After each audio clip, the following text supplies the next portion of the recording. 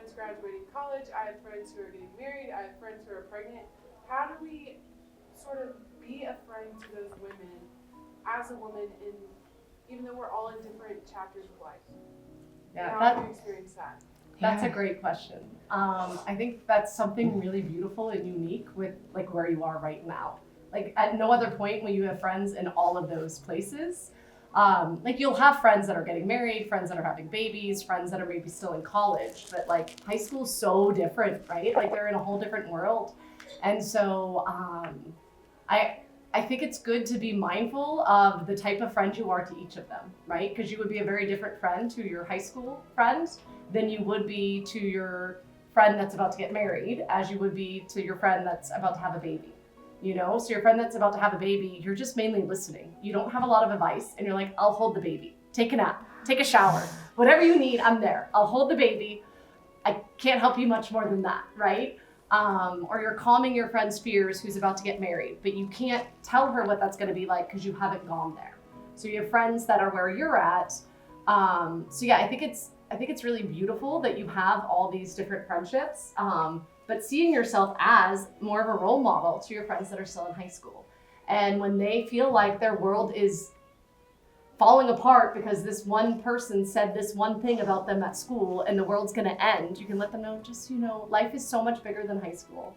Like, I know you feel that, and I'm so sorry. And I felt that when I was in high school, but now I see how big the world is, and that really doesn't matter. Like, you just gotta persevere. Like, we just gotta get you through this, right? Yeah, so I feel like you're different friends to each of them, and you being true where you're at as well.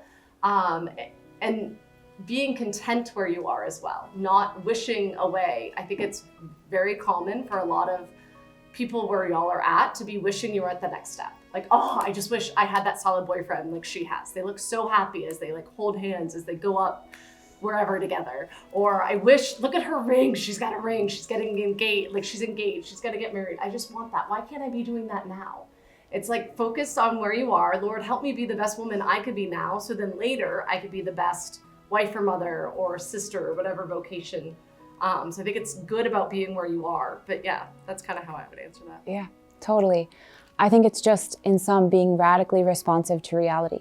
So it's not like in college, I was super type A and always wanted like a plan and I wanted to know how to do everything before I did it, right? And I had to learn, and motherhood really taught me this. It's actually, reality is found in a constant dialogue with what's being presented to you.